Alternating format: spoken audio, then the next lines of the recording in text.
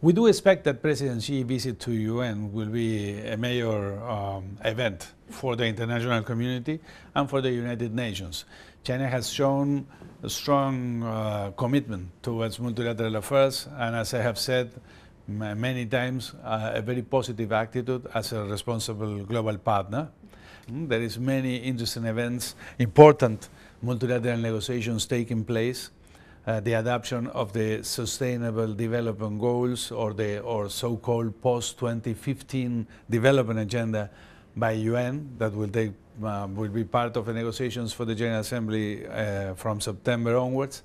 There is also a very important negotiation in Paris on climate change towards the end of the year. And there is ongoing negotiations on the different regional trade agreements, including the Trans-Pacific Partnership Agreement and other similar initiatives mobilized by different countries. Therefore, the expectations is that we will know firsthand the thinking from the Chinese leadership on these many relevant issues. Clearly, the United Nations is a core international organization that maintain the peace and the stability of the world.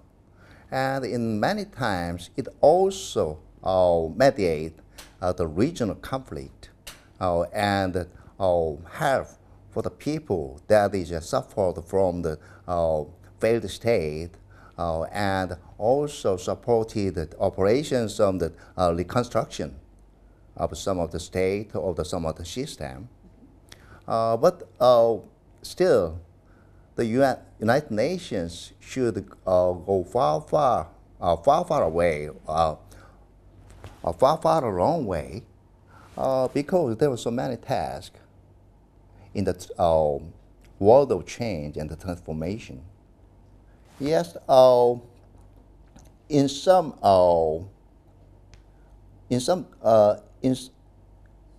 that concern, the Chinese policy is one route, one belt, one route, is very fit with the new concept for the global networking.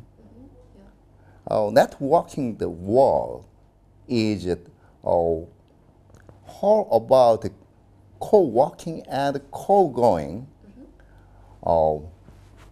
among the sovereign state and non-state actors and some of the civil society of the specific member countries.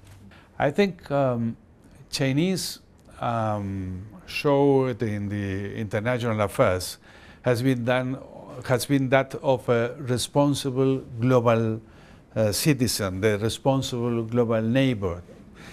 China has been contributing to multilateral goals in its own way and its own manner, and also supporting multilateral objectives at best it can.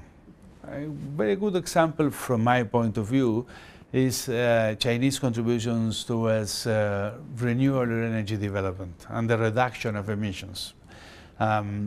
Obviously, China went through a development process that placed it as one of the main emitters of CO2 by unit of GDP.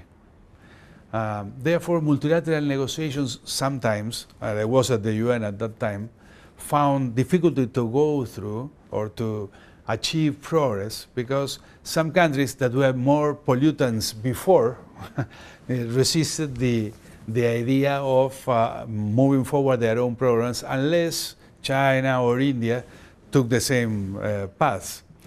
Then China had a very positive attitude because in few years it became a driving force behind, for example, solar and wind energy, creating or establishing the great new quantities of new megawatts under generation by renewable energies the world over. And I am aware also about the efforts of the Chinese authorities to adopt mechanisms to limit emissions in the near future, perhaps with a trading system as those which are already in practice in other regions of the world like Europe. And therefore, I believe that China has always behaved as a very responsible civil global neighbor and partner, and always put at the disposal of harmony in world affairs the best their productive system and political system allowed.